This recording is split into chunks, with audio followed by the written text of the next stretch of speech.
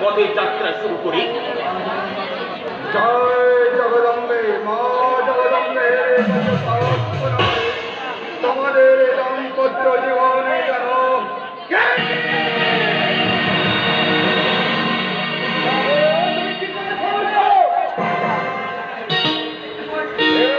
তুমি তো চৌধুরী বাড়ি রেখে হবল করে নিয়ে এসেছ। কেন কেন আমি দেখতে পাচ্ছি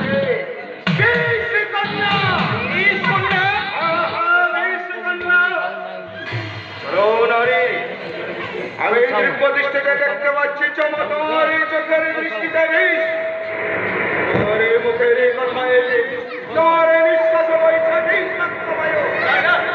আমি বিশ্বাস করি না।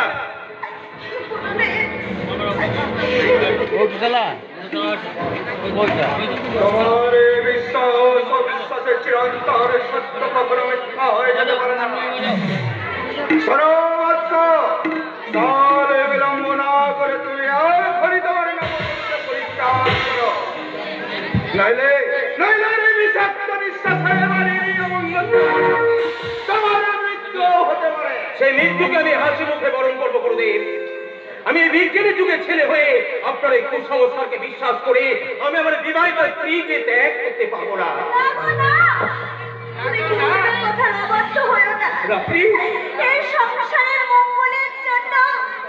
উনি যা বলছেন তুমি তাই মেনে নাও। আর তুমি গুরুদেবের ভবিষ্যৎ বাণীকে শিরোধার্য করে আমার স্বামী ও সংসারের মঙ্গলের জন্য আমি আমি চিরদিনের মতো এই বাড়ি ছেড়ে দূরে চলে যাব। তা হয় না। এমনি ভাবে আমার শিক্ষা দীক্ষাকে জলাঞ্জলি দিয়ে আমি ওই কাপুরুষের মতো বাঁচতে পারবো না রাত্রি।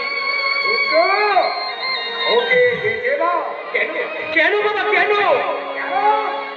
গুরুদেবের ভবিষ্যৎ কথা শুনতে পাবে। শুনেছি বাবা শুনেছি, আর সব শুনেও বলছি জন্ম মৃত্যু সবকিছু ঈশ্বরের হাত। তাই তাই ওকে বিয়ে করেও আমার মৃত্যু থেকে আমি অভ্যন্তি পাবো না। তাই তো যদি ওই নিয়তি রমক এখানে আমার মৃত্যু লেখা থাকে, সেই মৃত্যু আমার স্ত্রীর কোলের মাথার একটি মর্ত বাবা।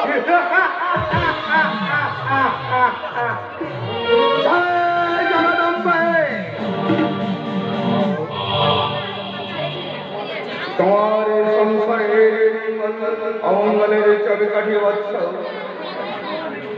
তোমার এই সংসারের প্রশংসা